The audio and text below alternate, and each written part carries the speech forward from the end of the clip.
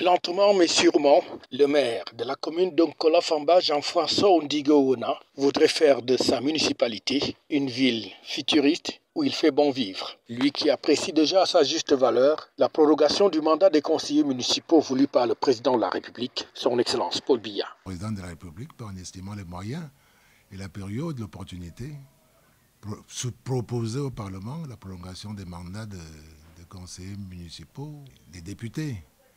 Donc, je crois que je ne suis pas dans le secret du chef de l'État. Je crois que c'était une mesure qui me semblait opportune.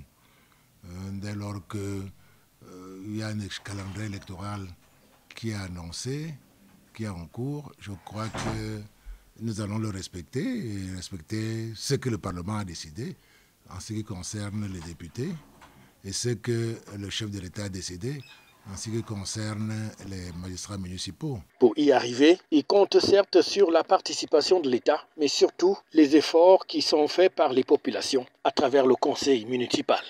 Nous avons 5 ans pour démontrer, faire des marges de manœuvre. Ce n'est pas la dernière année qu'on va dire que on vient démontrer de quoi on est capable. Il faut le démontrer pendant les 5 années où vous avez le mandat, pendant lesquelles vous avez le mandat, pour montrer de quoi vous êtes capable, pour justifier et démontrer aux populations que vous m'avez élu pour tel ou tel mandat, pour faire telle ou telle chose, et vous l'avez bien faite ou l'avez mal faite. Donc il s'agit d'abord de faire son bilan. C'est de ça qu'il s'agit. Et moi, j'invite tous les maires à le faire, à faire d'abord le bilan des 5 années avant d'espérer la prolongation, modifier quelque chose dans la prolongation qui a été faite. Non. Il pense également qu'il ne fallait pas attendre la prolongation de 1 an pour faire le bilan de sa commune, un bilan qu'il juge satisfaisant au regard d'un certain nombre de réalisations. Je suis arrivé à la mairie d'Onkola-Famba. Institutionnellement, la mairie produisait un compte administratif qui était de 92 millions. 92 millions de francs CFA. Ils sont partis de 45 millions, ils sont arrivés à 92 millions. J'ai trouvé que c'était insuffisant. Et j'ai mis en place une organisation. Une organisation qui nous permet aujourd'hui de revendiquer un compte administratif qui atteint le milliard. Ça veut dire qu'on a fait 4 fois ce qui était fait avant. Je n'aime pas les comparaisons, parce que là également, ce n'est pas figé. Les choses évoluent avec le temps. La mairie de 2002 ou de 2000 n'est pas celle de 2014 ou 2024. Les choses ont évolué, la population a augmenté. Mais par-dessus tout, nous avons des ressources qui sont maigres. Mais mon objectif a été de canaliser, de sécuriser ces ressources qui sont principalement au niveau d'Onkola-Famba, le permis de bâtir. Le permis de bâtir aujourd'hui, c'est notre ressource stratégique. Il faut donc sécuriser cette ressource en améliorant les circuits de collecte de l'impôt, de la taxe, et en sachant comment nous redistribuons cet impôt aux populations pour mener des projets lorsqu'ils en ont besoin.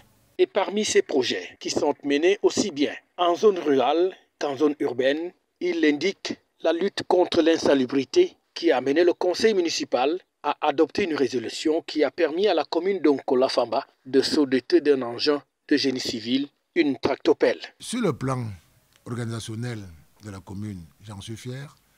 J'ai mis en place une organisation qui nous permet aujourd'hui d'asseoir une politique d'investissement par nos propres ressources et parmi lesquelles un engin que nous venons d'acquérir et qui nous permettra aujourd'hui d'adresser une question fondamentale qui est celle des ordures ménagères. Bien entendu, nous avons d'autres projets que nous avons menés.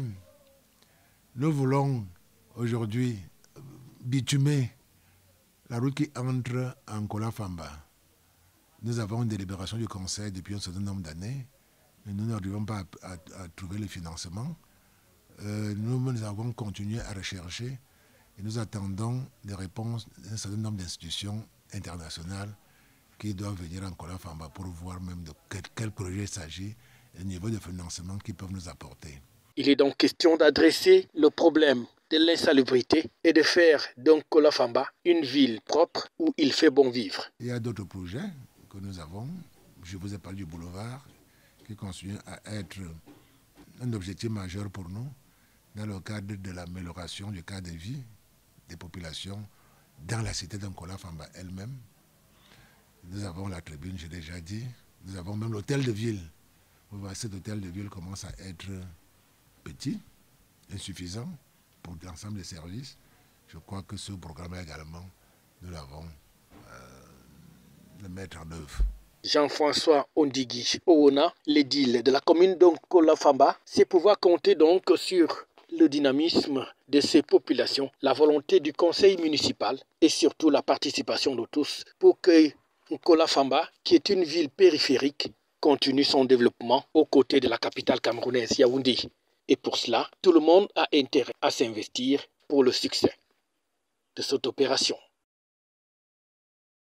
FH News, votre télévision.